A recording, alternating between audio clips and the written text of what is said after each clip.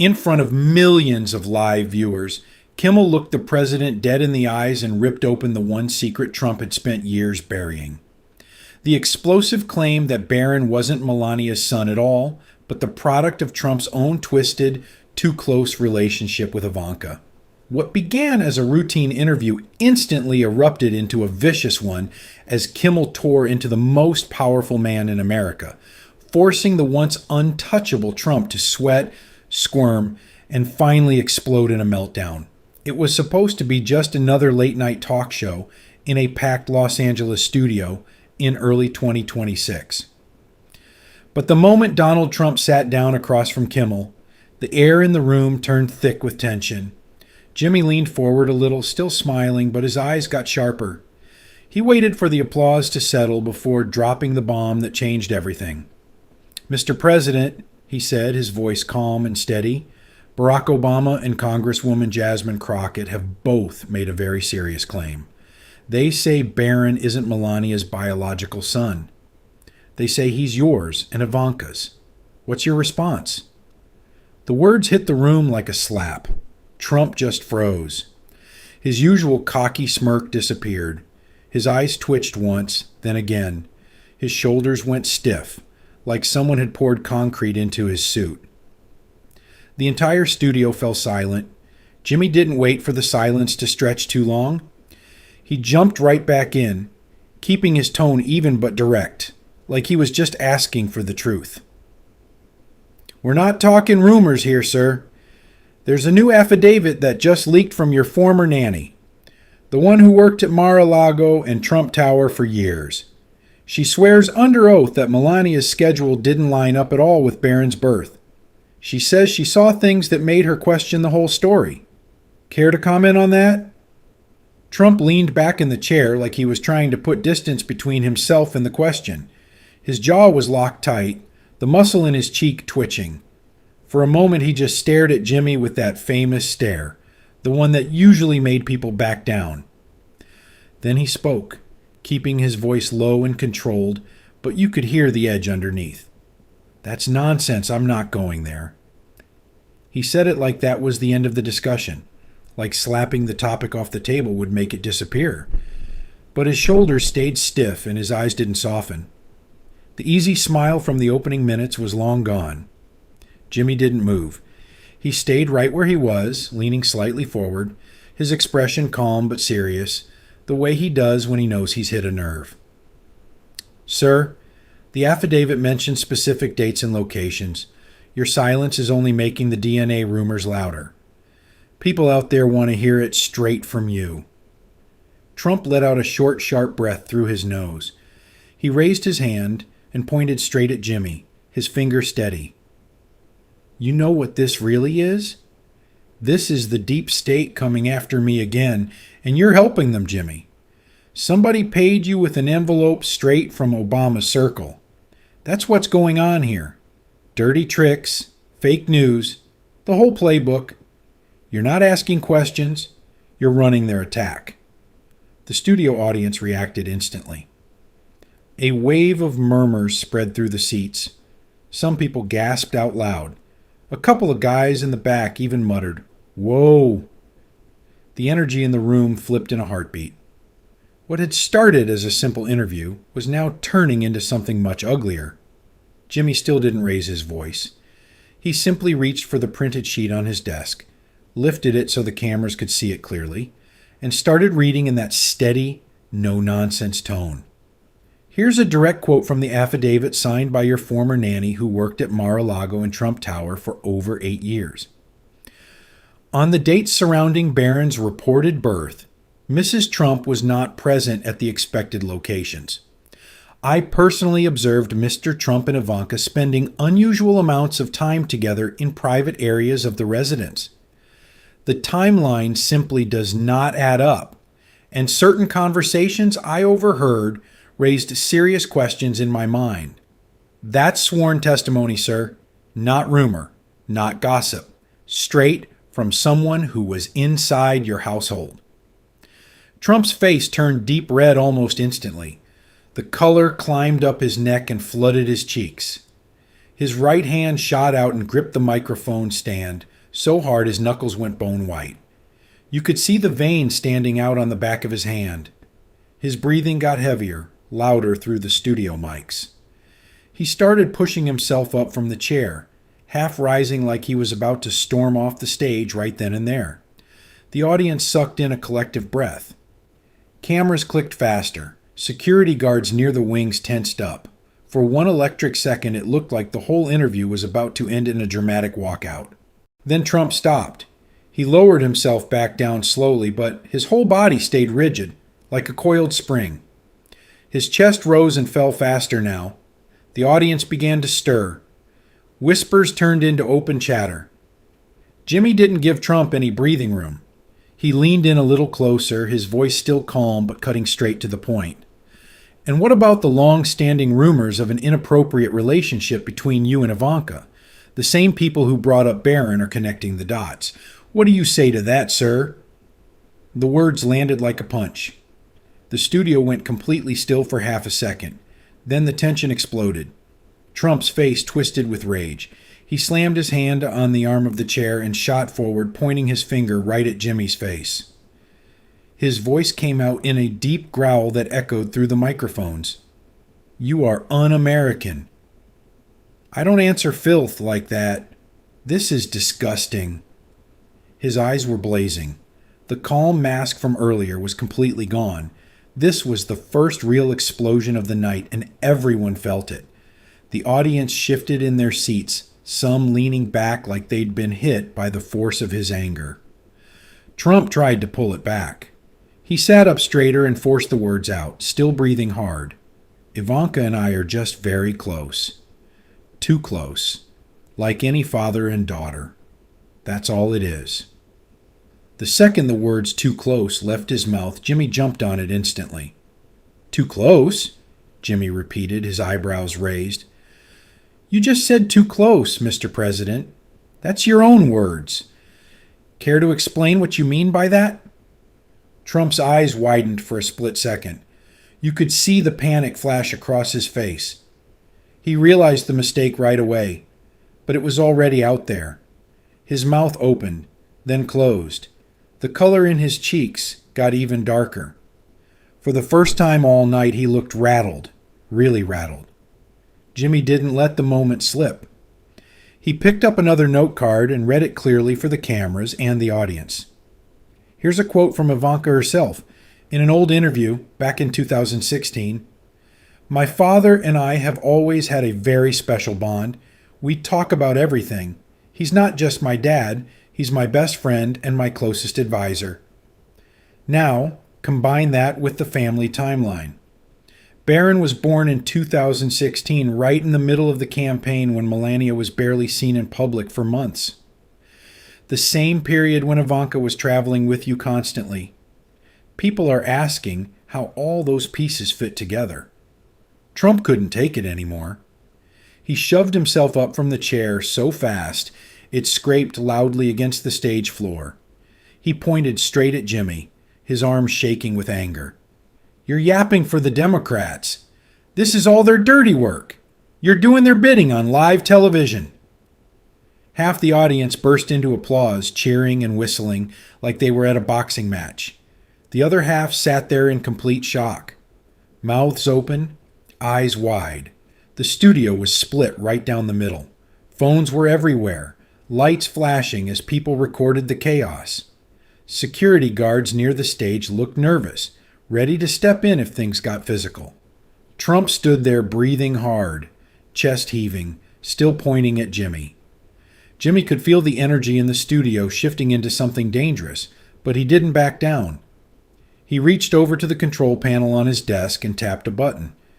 The large screens behind the desk lit up instantly with a detailed timeline graphic.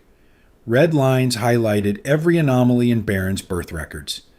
Next to it was a scanned copy of the nanny's affidavit, with the most damaging paragraphs blown up and highlighted in yellow. Dates didn't line up. Melania's public schedule showed she was nowhere near the locations listed on the birth certificate. The audience could read every single word clearly. Trump's eyes snapped to the screens, His whole body went rigid. "Turn that off," he shouted, his voice booming through the microphones. "Turn that damn thing off right now." He shoved his chair back and started moving forward, leaning aggressively toward the big screen like he was ready to storm across the stage and smash it with his own hands. It was the first moment the confrontation looked like it could turn physical. Security guards stationed near the wings immediately stepped forward, hands hovering near their belts. The audience leaned in, some people half rising from their seats. Jimmy stayed seated but kept his eyes locked on Trump, watching every angry step. Before Trump could take another stride, a man in the third row suddenly jumped to his feet. He was dressed in a sharp, dark suit and looked like someone who had spent years inside the White House. His voice cut through the chaos loud and clear. "I saw the way you looked at her during the pregnancy. Melania wasn't even there most of the time. I worked in the White House. I know what I saw." Gasps exploded across the studio. Heads whipped around. People started pointing. 2 security guards rushed over, grabbed the man by both arms, and started dragging him toward the exit doors. Even as they pulled him away, he kept shouting over his shoulder, "Ask him about the real timeline. Ask him the truth." Trump spun around furiously toward Jimmy, his face twisted in pure rage. He slammed his fist down hard on the edge of the desk and leaned in close, practically spitting the words. "You planted that? This is a setup. You brought that guy in here to ambush me on live television. This is disgusting." Jimmy didn't flinch or raise his voice. He looked the president straight in the eyes and answered in that same steady, calm tone. "No, sir. That's a live American citizen with direct knowledge. He worked for you. He just told the country what he saw with his own eyes." The studio was in total chaos now. People were whispering loudly, some cheering the ejected man, others sitting in stunned silence.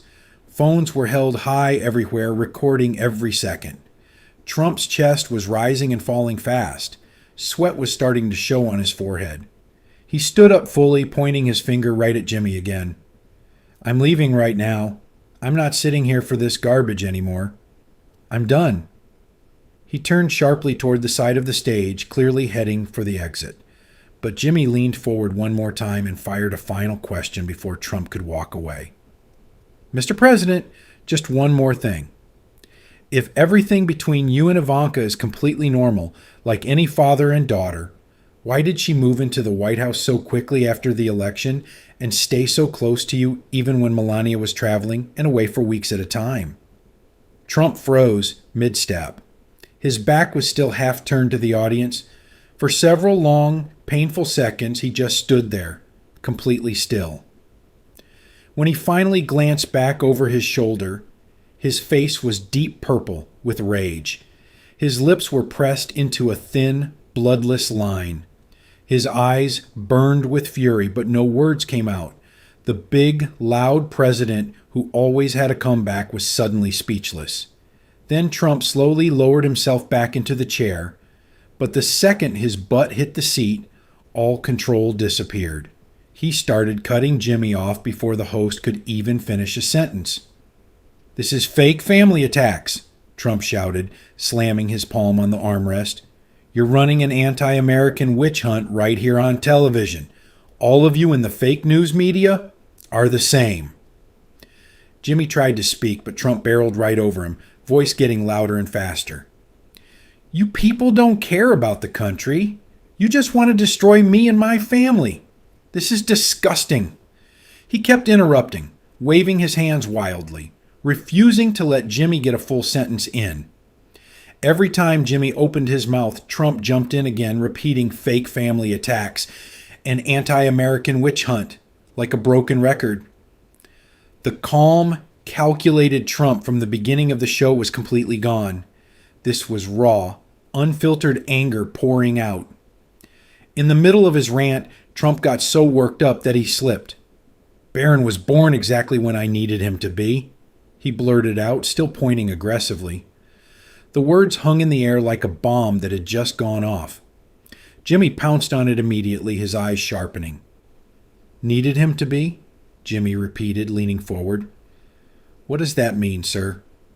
Barron was born exactly when you needed him to be? Can you explain that to the American people? Trump's eyes went wide. He realized what he had just said, but it was too late. His mouth opened and closed a couple times, no words coming out at first. The slip-up hit him hard. He spun toward the main camera, jabbing his finger straight at it. Sweat was now pouring down his forehead, making his orange makeup streak a little.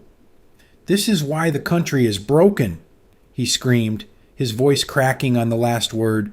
"People like you, Jimmy, with your gotcha questions and your lies. This is exactly why America is falling apart." His face was shiny with sweat. His tie was slightly crooked now from all the wild gesturing. He looked like he was completely losing it on live television. Jimmy stayed seated, his posture still calm, but his voice had a sharper edge this time, more direct and serious. "The nation deserves the truth about your family, Mr. President. Not deflection, not attacks on the media, just the truth." That seemed to be the final straw. Trump exploded one more time. He slammed his fist down hard on the desk between them. The microphone stand shook and wobbled from the impact, sending a loud thud through the speakers. The sound echoed in the studio. The audience lost it.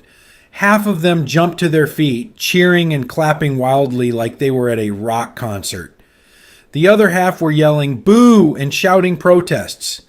People were standing, pointing, some laughing in disbelief, others looking genuinely shocked. The whole studio turned into complete chaos. Applause, boos, whistles, and loud arguments breaking out between audience members. Security guards were moving through the aisles, trying to keep things from getting out of hand.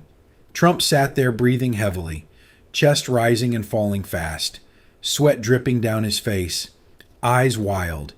He had gone from denying everything to a full meltdown in front of millions of people watching live. Trump had finally reached his limit. He shoved the chair back with a loud scrape and stood up fast, his face still flushed deep red from the meltdown. He looked straight at Jimmy and growled loud enough for every microphone to catch it. "I'm not sitting here for this garbage anymore. I'm done." Without another word, he turned and started walking toward the side exit that led backstage. His steps were heavy and purposeful, shoulders squared like he was marching out of a battlefield. The audience watched in stunned silence for the first few seconds as the President of the United States literally walked off the set of a late-night talk show. But just as he reached the edge of the stage near the curtains, Trump stopped. He spun around sharply, pointed his finger straight at Jimmy like a loaded gun, and delivered the line that would be replayed millions of times. "You'll regret this night, Jimmy. Mark my words." The words came out low, cold, and full of venom. His eyes were locked on Jimmy with pure intensity. It was an iconic moment, raw, threatening, and unforgettable. Cameras flashed wildly. The audience erupted into a mix of gasps, cheers, and shocked laughter. Trump held the stare for 2 full seconds before turning again and disappearing behind the curtain. Jimmy sat there for a beat, completely unfazed. He looked straight into the main camera, his voice calm and steady as ever.